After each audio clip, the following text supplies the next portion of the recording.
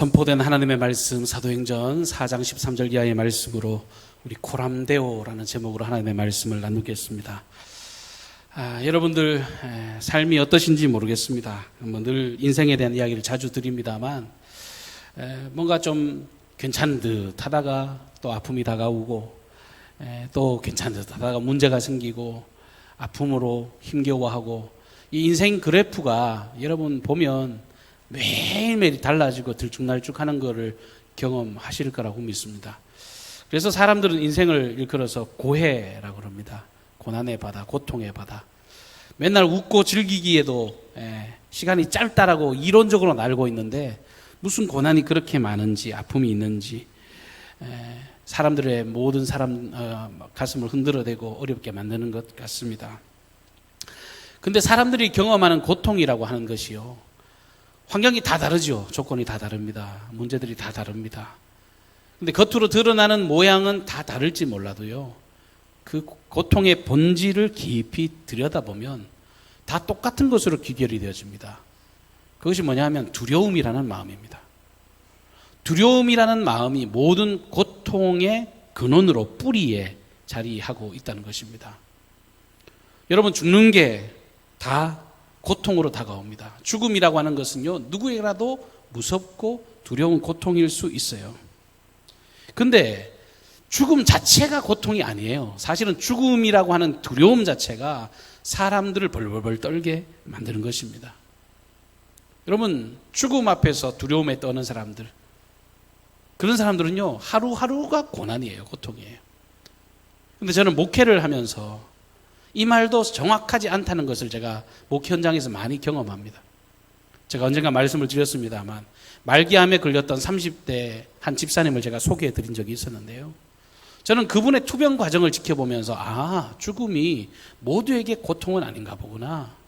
죽음을 아름답게 준비하는 저 선한 마음이 정말 이 두려움이 사라진 그녀의 그 마음이 얼마나 담대하고 아름다운지를 제가 그것을 지켜보면서 그래, 죽음 자체도 고통이 아니라 죽음을 바라보는 그 두려움이 사람을 힘들게 만드는 게 틀림없구나, 그렇게 생각을 들었습니다. 여러분, 사람들이 뭔가 잃어버리는 순간, 상실되는 그 순간 참 고통스럽게 다가옵니다. 근데 그거보다 더 무서운 건 뭐예요? 내가 잃으면 어떡할까? 내가 이걸 모든 다 상실하면 어떡할까? 미리 걱정하고 염려하는 그 마음이 문제예요. 진짜 문제는요, 두려운 마음이 있는 겁니다. 여러분이 삶의 정황들이 우린 다 다릅니다. 제게 있는 상황과 여러분이 있는 상황이 다 달라요. 그런데 여러분이 지금 고통 가운데 있다면 틀림없이 그 고통 자체의 문제가 아닐 겁니다. 그것으로 인한 두려움에 사로잡혀 있는 것. 신앙생활도 마찬가지입니다. 여러분, 신앙인이라고 하고 믿음이라고 이야기를 합니다만 신앙생활도요, 여러분들 세상의 다른 종교들처럼 뭔가 이렇게 액땜을 하고 뭔가 이렇게 무당굿하는 것처럼 뭔가 이렇게 자기의 문제를 다 이겨내고 지나가고 그런 식으로 신앙생활하는 사람들은 언제든지 넘어질 가능성이 되게 높아요. 왜냐하면 그건 신앙의 근본적인 문제가 아니기 때문에 그렇습니다. 신앙생활 이름으로 걸어가면서 두려움이 자기에게 탁 다가오면, 두려움이라는 것이 딱 찾아오면 어떤 생각이 듭니까? 당장 믿음이 흔들려 버려요. 마음의 평안함이 상실되어집니다. 바라봤던 소망이 다 무너지고요.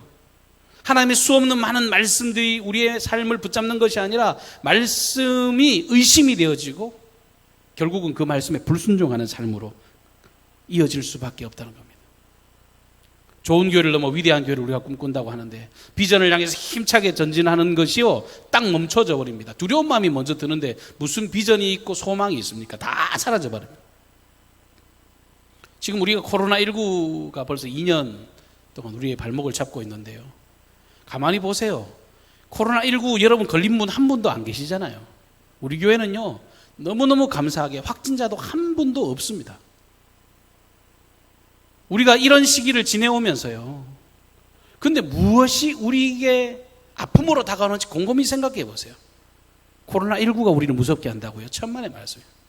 이 환경을 바라보는 이 두려운 마음이 진짜 바이러스가 돼서 코로나19 바이러스가 무서운 게 아니라 그 염려하는 그 마음, 걱정하는 그 마음, 하나님을 의심하는 그 마음 자체가 엄청난 코로나19가 돼서 우리의 신앙생활 자체를 두렵게 만드는 것입니다. 성경을 보세요. 성경이 여러 가지 환경들을 변화시키는 주님의 이야기로 가득합니다만 사실은요, 하나님께서 모든 역사를 변화시키고 이적으로 그 모든 것들을 제자리로 찾고 사실 그것보다도 더 먼저 하신 게 뭐냐면 주님은요, 두려워하지 말라. 두려워 말라, 놀라지 말라, 내가 너와 함께함이니라, 무서워하지 마라, 염려하지 말아라. 수없이 많은 주님의 음성이 성경 가운데 가득 차 있습니다. 그 이후에 문제에 대한 해결을 주님은 늘 말씀하셨습니다. 그러니까 두려움이 우선이라는 거예요. 삶의 모든 고통의 근원은 이 두려운 마음이 있습니다. 리차드 범블런트라고 하는 목사님이 공산 치하에서 이 루마니아 감옥에 갇혀가지고 얼마나 많은 처절한 시간을 보내셨는지 모릅니다. 근데 그 목사님이 고통이 다가오고 아픔이 찾아올 때마다 이것을 극복해야 되겠는데 극복할 방법이 없어서 찾은 게 뭐냐면 성경을 뒤적인 거예요. 주님이 내게 두려워하지 말라는 말씀을 찾고 또 찾고 또 찾아서 그분이 찾아낸 말씀이 365가지의 이 두려워하지 말라는 음성을 찾으셨답니다. 그 말은 뒤집어서 이야기하면 매일매일의 시간 속에서 그 두려워하지 말라는 그 음성 부여잡고 그 모든 고통의 시간들을 이겨내셨다고 하는 겁니다. 여러분, 삶이 어떠합니까? 삶의 정황이 어떻습니까? 무엇이 되었든지 간에 저와 여러분들에게 요구하시는 주님의 마음, 주님의 음성은요, 이 두려움과 싸워 이기기를 원하십니다. 어떤 상황이 닥치더라도, 어떤 상황이 생기더라도 주님은요, 절대 용기 잃지 말아라, 두려워하지 말아라, 내가 너와 함께 한다는 그 음성을 날마다 우리에게 들려주시는 줄로 믿습니다. 오늘 말씀에 보면 상태로 보면 진짜 말도 되지 않는 두려운 상태에 있는 한 사람, 그럼에도 불구하고 그 모든 상황을 뛰어넘는 믿음의 사람, 이 베드로와 요한에 관한 이야기가 기록이 되어 있습니다. 그 사람들은 나쁜 짓 한 게 아닙니다. 열심히 자기 몫의 일을 아름답게 감당했고 특별히 성전 미문에 앉아서 평생 한번 일어나 보지도 못하는 이 안진뱅이, 불쌍하기 짝이 없는 사람 살려준 것, 그를 치유해 준 것, 좋은 일 한 것밖에 없는데 이 사람 치유해 줬다고요, 예수의 이름으로 그 사람을 낫게 했다는 그 죄목을 뒤집어 쓰고 이 산헤드린 공의회에 붙잡혀간 이야기가 오늘 본문에 기록이 되어 있습니다. 우리 강경에도 법원이 있습니다만 여러분, 강경 법원이 됐든 어떤 법원이 됐든 우리나라에 있는 법체계와 이 유대인들이 가지고 있는 법체계가 사뭇 달라요.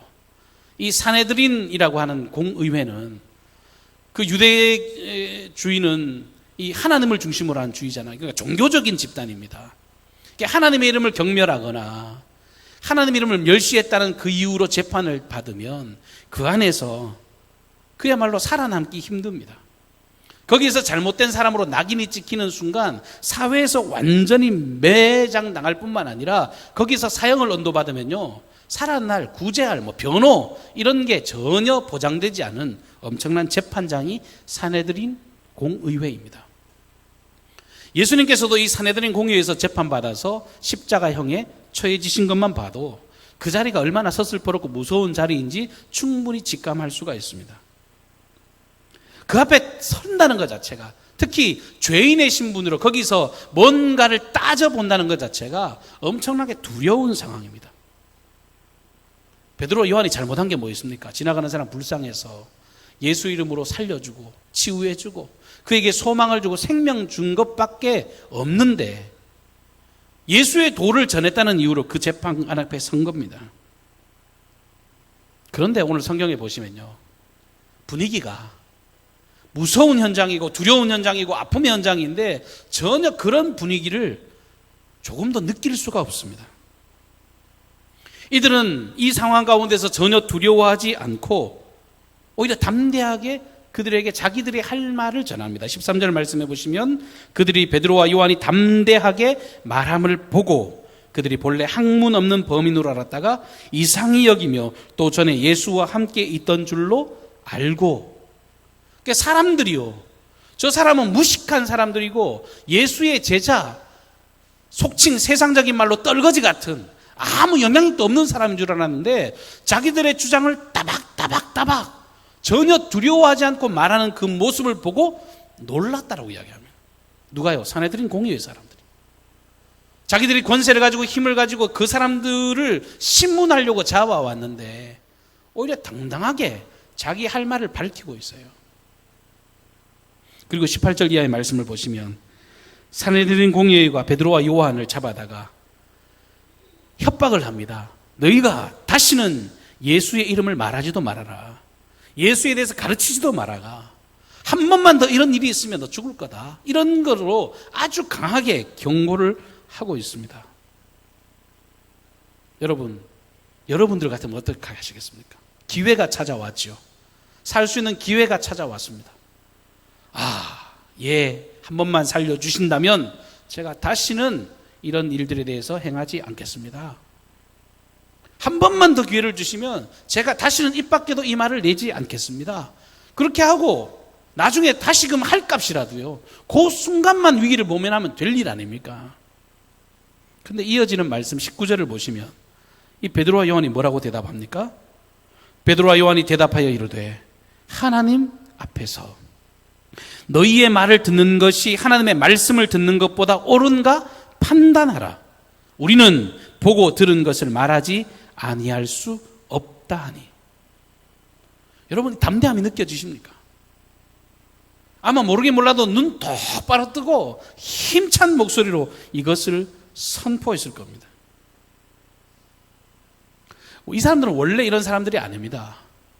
원래 배짱이 두둑하거나 뭔가 이렇게 사람들을 향해서 강력한 힘을 발휘하던 그런 사람들이 아니라고 하는 사실을 우리 성경을 통해서 너무나도 잘 알고 있습니다. 예수님의 수제자이고 베드로는, 요한은 예수님의 사랑받는 제자라 성경은 그렇게 기록을 하고 있습니다. 그러니까 수제자고 사랑받는 제자니까 당연히 이렇게 말하겠지. 천만의 말씀입니다. 예수님이요, 붙잡혀 갔을 때 수제자라고 하는 이 베드로는요, 예수님을 3번이나 부인했습니다. 하나이가 예수님을 알아보니까 막 입을 틀어 막는 그런 심정으로 정말 나는 그 사람을 본 적도 없고 알지도 못하고 그 무슨 놈의 예수, 나는 저 사람을 알지 못한다고, 심지어 예수님을 저주까지 하면서 모른다고 했던 사람, 그 사람이 베드로였습니다.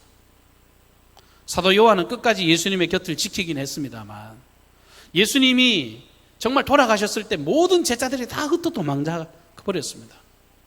부활한 이후에도 괜찮아졌겠지 싶겠지만요, 사실은 사도행전의 말씀을 시작하는 오순절 성령 강림 사건이 있기 전까지 그 모습을 가만히 보면 지극히 소극적인 모습을 볼 수 있어요. 그 사람들이 한 일이 뭡니까? 자기들끼리 모여서요, 다락방에 모여서 자기들끼리 숨어서 기도한 것. 한때는 저주하고 부인하고 배반했던 사람들, 한때는 자기들끼리 모여서 기도하던 그저 심약하기 이를 데 없는 그런 사람들이었습니다. 그런 사람들이 바뀐 거예요. 심리학에서 사람들이 무엇 때문에 그렇게 걱정하고 염려하는가 이렇게 조사를 해봤더니 수없이 많은 어떤 경우의 수들이 존재하고 여러 가지 조건들이 존재합니다만 사실 사람들이 뭐 때문에 걱정하는가 가만히 보면 딱 2가지 때문에 걱정한대요. 죽을 걱정. 주변에 편찮으신 분들요, 여러분 편찮으신 것 자체 때문에 힘들어하는 게 아닙니다. 이러다가 죽겠지, 그 마음 때문에 두려워하는 거예요. 2번째는요, 당당하게 살다가도요 뭔가 위기가 찾아오면요 그 죄책감, 이 문제 때문에 사람들이 대부분 두려워합니다. 이게 심리학 학자들이 하는 이야기예요. 다 두려워하는 이유가요, 죽을 걱정, 이 죄책감, 이것 때문에 사람들이 고통 속에 빠지고 지낸다는 것입니다. 사업이 잘 되다가 갑자기 탁 망하고 실패를 하면 내가 인생을 규모 있게 못 살았나? 내가 뭔가 이게 책임 있게 내 삶을 못 살았나? 그렇게 자기를 돌아보는 사람 지극히 적습니다. 내가 사업 망했으니까 내가 뭐 먹고 살지? 이러다 우리 집 다 굶어 죽겠네. 그런 것 때문에 고통스러워하죠. 사업이 쫄딱 망하면 내가 뭔가 잘못한 게 있나? 내가 뭔가 정말 죄를 지어서 우리 사업이 망했나? 사람들이 그렇게 걱정을 한다는 거예요. 자식들 키우다가 뭐 불의의 사고를 당한다든지, 사랑하는 가족들이 큰 사고를 당한다든지, 그러면요, 마음 가운데 자기를 자책합니다. 내가 뭔가 하나님 앞에 범죄한 것 아닌가? 내가 정말 잘못 살아서 내가 이런 일을 겪는 것 아닌가? 제가 실제로 한 교회에서 사역할 때 교회 한 장로님께서 극단적인 선택으로 생을 마감하셨습니다. 저는 우리 교구 장로님이니까요, 얼마나 큰 충격을 받았나 몰라요. 장로님이시니까 신앙 좋겠지 싶잖아요. 그런데 그분이 왜 돌아가셨는가 가만히 보면 제가 그 과정을 잘 알고 있거든요. 그분이 후두암이 걸리셨습니다. 동네 그냥 이비인후과 이렇게 다녔더니 목소리가 안 좋으니까 그냥 동네 병원 다니신 거예요. 이비인후과 갔더니 그냥 감기입니다. 목소리가 조금 나빠졌습니다. 나중에 좋아질 겁니다. 그 말만 듣고 지내다가 그게 후두암이 돼버린 거예요. 커져서 수술하기가 참 곤란한 상황이 됐습니다. 전북대 수술을 받으셨는데 목소리를 잃으셨어요. 멀쩡하던 분이요, 말을 못 하셨습니다. 용기 내시라고, 힘을 내시라고, 괜찮으실 거라고 제가 매번 가서 위로하고 격려했는데, 그러다가 함께 사시는 권사님도 후두암에 걸리신 거예요. 아니, 부인이 후두암에 걸리고 오히려 그 부인은요, 걱정하지 마세요 목사님, 마음이 어떻게 편안해 보이시고 저를 오히려 위로하시는데, 그 부인 수술하러 간 사이에 제가 신방을 갔는데요, 집이 캄캄해요. 커튼 다 쳐놓고 사방이 꽉 막혀 있는 것처럼 그렇게 지내고 계세요. 장로님, 위로할 말, 진짜 할 말이 말씀 외에는 없어요. 기도해 드리는데요, 그분이 끊임없이 하신 말씀이 뭔지 아세요? 저한테 수없이 많이 하신 말씀이요, 다 내 죄 때문입니다. 내 죄 때문에 그래요. 내가 지은 죄 때문에 내가 이런 일을 겪었다고, 내 죄 때문이라고, 내 죄 때문이고, 그러다가 며칠 지나 그런 선택을 하신 거예요. 제가 이 심리학자의 말이 뭔지를 정확히 압니다. 여러분, 환경 때문이라고 착각하지 마세요. 아니에요. 그 문제, 후두함 때문에 그렇게 돌아가시는 게 아니에요.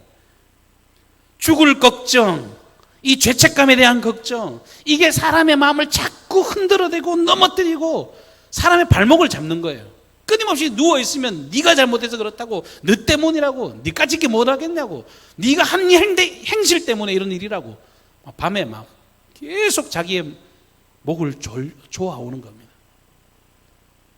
소망이 없어지는 거예요. 어떻게 하면 이런 두려움을 떨쳐버릴 수 있습니까? 여러분, 사람의 의지로요, 이런 두려움을 떨치는 게 쉬운 일이 아닙니다. 그렇게 쉬운 일이라면 모두가 다 평안하게 살겠죠. 성경이 말씀하고 있는 해답은, 오직 유일한 해답은, 그 문제를 네가 지고 네가 고민하지 말고 나를 의지하라는 거예요. 하나님께 가까이 나아가면 갈수록 그 모든 두려움이, 하나님의 그 전등성 앞으로 나가면 나갈수록 그 모든 무서움이 변하여 소망이 될 줄로 믿습니다. 이게 하나님, 연약한 인생들에게 원하시는 그 하나님의 유일한 해결책이고 유일한 인생이 살아갈 수 있는 방법이라고 하는 것입니다. 우리 그리스도인들은 죄에 대한 두려움이 다가오면 어떻게 합니까? 회개하면 되죠. 주님께 나가는 거예요. 염치 없고 부족하고 정말 하나님 앞에 부끄럽지만, 나 주님 앞에 너무너무 부끄럽습니다. 우리가 매주일 회개 기도하는 것처럼. 이것도 그나마 우리가 예배가 형식화되면 그냥 이 시간대 되면 참회 기도하는구나 싶지만요, 여러분, 정말이지 견딜 수 없는 아픔이 있을 때요, 세상 누가 우리의 말에 귀를 기울이겠습니까? 주님 앞에 나아가 다윗이 그랬던 것처럼 자기의 있는 모습 그대로를 다 토로하면 주님이 뭐라고 그러세요? 이놈의 죄인아, 이런 나쁜 놈아, 그렇게 말씀하십니까? 아니에요. 우리 주님은요, 한량없는 사랑으로 내가 너를 잘 안다, 내가 너를 정결케 해서 정말 사랑하고 복된 자녀로, 거룩한 내 자녀로 너를 세워가기를 원한다고 우리를 격려하고 위로하시는 음성으로 우리를 용서하신다고. 오라, 우리가 서로 변론하자. 너희 죄가 주홍 같을지라도 눈과 같이 희게 될 것이고 진홍같이 붉을지라도 내가 양털같이 희게 하리라. 이게 사랑의 주님의 음성입니다. 죽음에 대한 두려움, 죄책감이 살아올 때 그 두려움을 이길 수 있는 방법은 주님께 나가는 것 외에는 없어요. 자식들 키워보시지요. 여러분, 사랑 못 받은 자녀들은요, 늘 불안해하고 늘 염려하고 늘 걱정에 사로잡힙니다.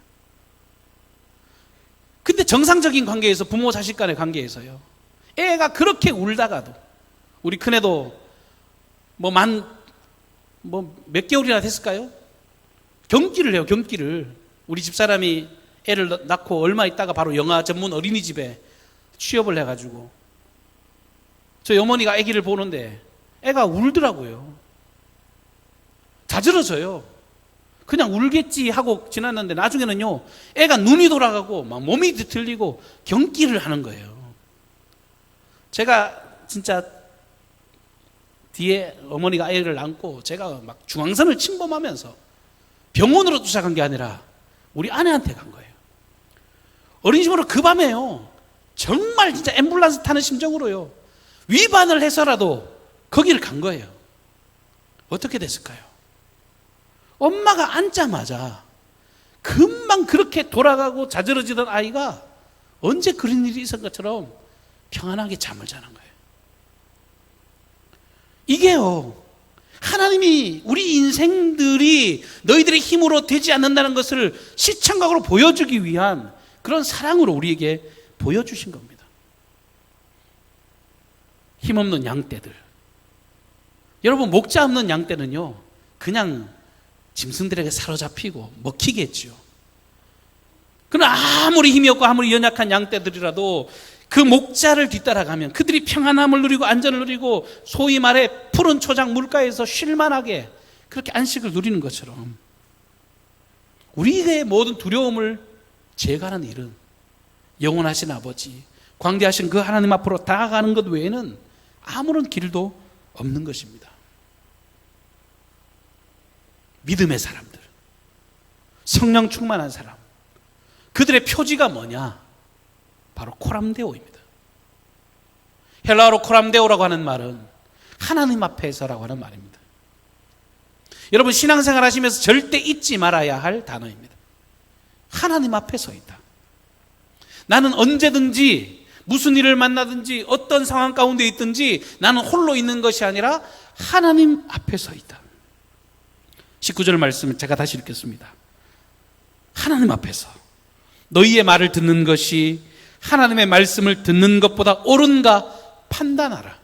문제를 주는 세상, 두려움을 주는 세상, 여러 가지 고통을 주는 그 문제의 현장을 향해서 오히려 내가 하나님 앞에 서 있는데 내가 하나님 앞에 서서 말하는 것이 옳은지 너희들이 한번 생각해 봐라. 그렇게 반문을 하고 있습니다. 자기들을 향해서 칼끝을 겨누고 두렵게 만드는 그 사내들인 공의회에 수없이 많은 사람들, 얼마나 무서운 눈초리로 자기를 바라보겠습니까? 너무너무 잘 알죠, 유대의 상황을. 내가 이렇게 말했다가 앞으로 어떻게 될지. 근데 그 환경도 바라보지 않았습니다. 나를 죽이고 나를 말살하고 나를 넘어뜨리는 예수님까지도 십자가에 못 박은 저들, 그 환경과 문제를 바라본 것이 아니라 그들은 하나님 앞에 서 있음을 고백한 것입니다. 베드로는 담대히 선언합니다. 나는 지금 하나님 앞에 서 있다. 내가 하나님 앞에서 내가 어떻게 하랴? 내가 하나님 앞에서 내가 무슨 말을 했으면 좋겠느냐? 내가 하나님 앞에 서 있는데 내가 어떻게 행동했으면 좋겠느냐? 그렇게 반문하고 있는 것입니다. 하나님 앞에 서 있다라고 하는 의식, 이것이 우리가 가져야 될 마음입니다. 성령 충만한 사람들의 모습, 우리가 흔히 믿음을 이야기합니다만, 믿음이라는 게 뭡니까? 여러분, 중생, 예수 그리스도의 보혈의 공로로 내가 새롭게 거듭났습니다. 내가 새롭게 태어났습니다라고 하는 것은 이제는 내가 세상의 기준과 방법으로 내가 해석하고 바라보겠다는 것이 아니라 주님의 안경으로, 주님의 생각으로, 주님의 그 권능으로 무엇보다도 하나님 앞에서 내가 살아감을 고백하는 게 믿음입니다. 베드로도 예수님을 바라볼 때는요, 풍랑에 빠지지 않고 무리를 걸었습니다. 풍랑이라고 하는 환경을 바라보고 조건을 바라볼 때는요, 물에 빠져 허덕여 죽어가는 겁니다. 우리가 무엇을 바라볼 것인지, 무엇을 듣고 살아갈 것인지. 지금도 내 안에 살아계신 하나님, 우리가 예배합니다만 이 예배 현장에 우리와 함께 하신 하나님, 예배당 문 열고 나가면 우리와 함께 동행하시는 임마누엘의 하나님, 그분을 의지하고 그분과 함께 동행하는 사람, 그 사람이 성령 충만한 사람이고, 넘어질 수 있죠, 쓰러질 수 있죠, 실패할 수 있죠. 그러나 다시 일어나고 용기를 내는, 그리고 정정당당하게 자신의 삶을 담대하게 걸어갈 수 있는 사람들, 그 사람들이 믿음의 사람입니다. 여러분, 여러 가지 위기들이 있습니다. 부족함이 느껴지는 것이 있습니다. 그런데 늘 주님을 기억하면 우리의 방향이 바뀌어지는 거예요. 성경이 그 이야기 아닙니까? 창세기부터 요한계시록까지 나오는 이야기가요, 너희들의 능으로, 너희들의 힘으로 사는 게 아니라, 오늘 새벽 기도 때 출애굽기 말씀, 마지막 말씀을 나눴는데 저는 개인적으로 그게 참 은혜가 되더라고요. 출애굽기는요, 430년 종살이 했던 백성들 애굽에서 탈출한 이야기입니다. 하나님이 생명을 주셨습니다. 구원해 주셨습니다. 근데 출애굽기가 뭘로 마무리되는 줄 아세요? 하나님의 성막을 짓고 그 성막 안에서 하나님의 임재하심 가운데 백성들이 전진하는 이야기로 출애굽기가 마무리되고 있습니다. 그건 뭐예요? 너희는 종된 인생이다. 종된 인생인 너희가 이 광야 40년 세월을 걸어가는 유일한 희망은 하나님의 전능하신 임재, 하나님의 함께하심, 하나님과 동행함에 있음을 성경 그걸 가르쳐주기 위해서 이 출애굽기를 기록하고 있는 겁니다. 여러분, 신앙생활이라는 건 주님과 함께하는 거예요. 종교적인 열심으로 교회 일 열심히 하고 뭐 여러 가지 교제를 나누고 봉사 잘하고, 그게 아니라 진짜 핵심이 뭐예요? 내 삶에 주님이 동행하는가. 그래서 광고에 제가 말씀 준비하다가 이 광고를 제가 드리는 겁니다. 종교적인 열심이 아니라 내 모든 삶이 하나님과 동행하는가 그렇지 않은가를 여러분 날마다 점검하고 주의 말씀 앞에서 내가 삶을 결정하고 내 삶이 주님의 지도 아래에 있는지를 돌아보시라고 말씀을 드리는 겁니다. 다 감사드리세 라고 하는 찬양이 있죠.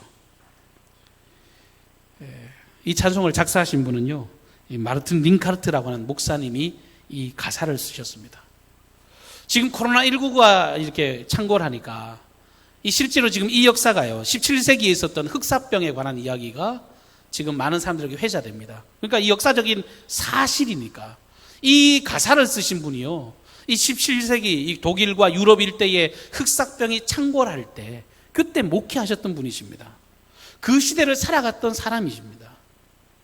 목회자니까 사람들이 죽어나가면 뭐합니까? 장례식 치르는데요, 하루에 50번씩 장례를 치르셨대요. 그렇게 아름답게 선한 일을 감당하고 열심히 살아가고 자기 아들도 아버지를 닮아서 정말 주어진 삶을 멋지게 다른 이들을 위해서 헌신하며 살아가고 있는데 이 아들이 흑사병에 걸려 죽은 겁니다. 어처구니가 없어요. 자기도 열심히 살았고 자기 아들도 정말 주의 나라를 위해서 열심히 살았는데 그렇게 죽고 나니 얼마나 가슴 아프고, 여러분 미루어 짐작이 되십니까? 짐작할 수 없는 고통 아니겠어요? 근데 그가 다 감사드리세라고 하는 찬송을 지어 하나님께 영광을 드리는 겁니다. 이런 이야기를 드리면 그건 그 사람 문제고 라고 생각할 수 있겠죠. 근데 성경의 이야기나 우리 믿음의 선배들의 이야기나 모든 진토와 같은 처절한 환경 가운데서요, 이상하기만큼 그 모든 고통의 현장을 뒤집어서 감사로, 찬송으로, 믿음으로, 승리로 고백하는 사람들이 그리스도인이라는 거예요. 왜요? 우리 안에는 부활의 신앙이 있기 때문에 그렇습니다. 하나님의 전능하심을 바라보는 순간 이 땅에서 삶이 다가 아니라 영원한 하나님의 나라, 영원한 하나님의 상급, 정말 이 땅을 통치하시는 그 전능자를 대면하니까 흑사병의 그 상황을 바라보는 것이 아니라 더 위대한 하나님의 나라를 그린 겁니다. 그러니 손양원 목사님도 우리의 수십 년 앞서 이 땅을 사셨지만 동일하게 이런 신앙의 고백으로 우리의 신앙의 지표가 되지 않으셨습니까? 독일의 유명한 신학자인 보네퍼는 이렇게 이야기를 합니다. 기독교인들과 비기독교인은 간단하게 구별된다.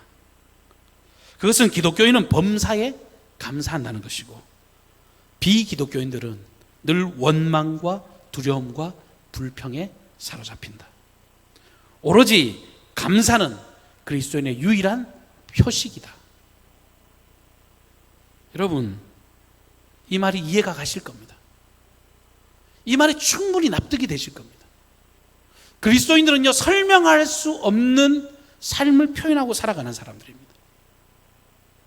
자기의 능력으로, 자기 의지로 이렇게 살아가는 것이 아니라 주님께 더 가까이 나아가면 주님이 이렇게 살아가게 만드십니다. 예수 그리스도의 보혈의 피에 발리면 주님의 피의 권능이 우리를 그렇게 살아가게 만들어 가시기 때문에 이건 당연한 삶의 열매로 드러나는 것입니다. 예수 믿는 사람은요, 죽음의 문제를 뛰어넘은 사람들 아닙니까? 부활의 첫 열매가 되신 예수 그리스도의 그 소망이 모든 심령에 있어서 언제든지 그 소망이 날마다 입술에 넘쳐나는 사람들. 그러니 앞서 심리학자가 이야기한 것처럼 죽을 걱정, 죄책감, 이런 문제를요 뒤집어서 살아갈 수 있는 사람입니다. 천국을 소망하면서. 앞서도 제가 광고 때 말씀을 드렸습니다만, 임직식 영상을 보면서 여러분, 행사니까 그냥 지나가는 행사려니 생각하실 수 있겠지만 그 순간을 가만히 떠올려 보면 시대가 가는 거예요. 17세기 흑사병이요, 이제 100년, 200년이 지나면 2021년을 기억하면서 우리의 후대들이 이때를 떠올리면서 이 코로나19의 시대를 이야기하겠죠. 똑같은 이 시대를 떠올릴 때 여러분 뭐라고 여러분 열매를 남기시겠습니까? 날마다 불안에 떨면서, 염려하면서, 내가 이러다가 큰일 나지, 죄책감에 사로잡혀서 아둥바둥 벌벌 떨면서 살았던 것으로 추억되면 얼마나 우리 인생이 허망하겠습니까?